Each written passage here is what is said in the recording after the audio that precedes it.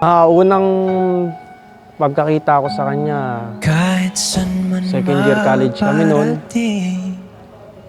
First year college pala. Second sem. Regular na magkaklase. Nagkakilala kami sa college. ICCU. Pagpasok niya sa akin, uy, umiiyak na ako. Pagpasok niya, nauna akong pumasok sa room. Pagpasok niya, ang ingay-ingay niya. Tapos pagtingin ko sa kanya, sabi ko, hindi ko ito magiging boyfriend.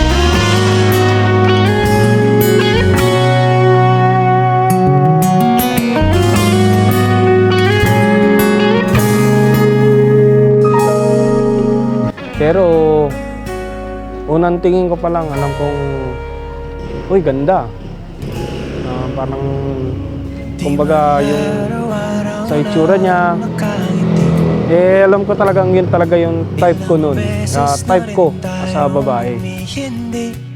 Masaya siyang kasama, hindi ko, parang nawala yung problema ko, parang yung nakaraan ko, nakalimutan ko. Tapos may napaisip ako, nagising ako, bakit ko naisip yun? Bakit ko naisip na magjojowain ko siya? Pero nung naglakas loob ako, nagpakilala, nagpalakad ako sa mga kaibigan namin nung college.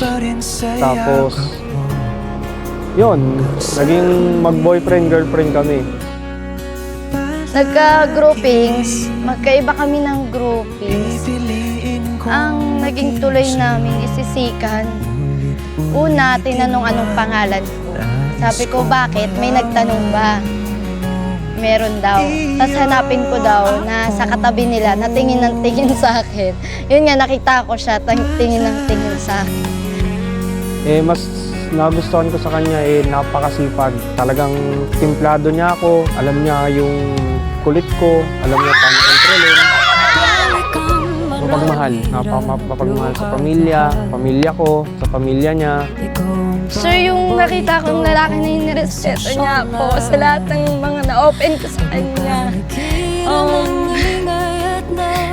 Kinuwento ko kasi sa kanya yung nakaraan ko, tapos tinanggap niya na sinabi niya is, minahal niya ako dahil kung ano ako, hindi dahil doon.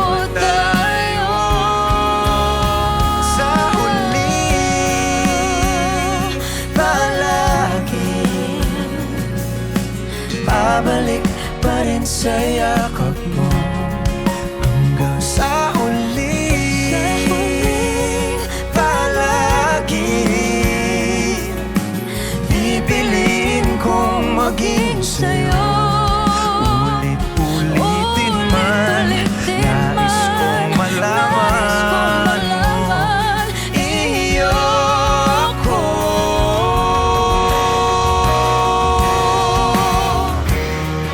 Sa pagdating ng ating pilak at ginto, diamante may abutin, ikaw pa rin aking bituin. Nagtatangi kong dalangin hanggang sa huling sigaw.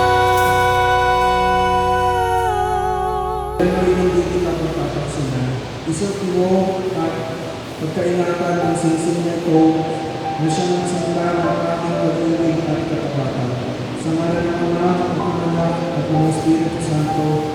Amen.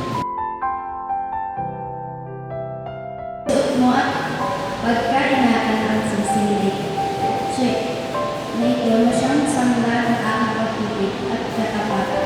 Sa ngalan ng Ama, at sa ng Anak, at sa Espiritu Santo. Amen.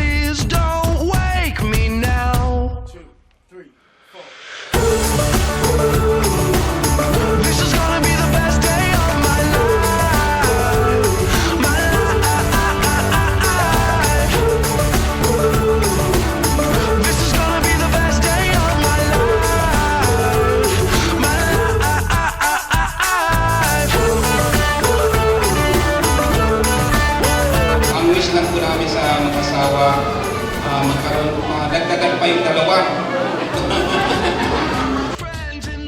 Always ask the guidance of our Almighty God. Kasi siya lang ang nagbibigay, tumutulong sa atin sa lahat. So, God bless your memories. God bless your growing family. I wish you all the best. Congratulations.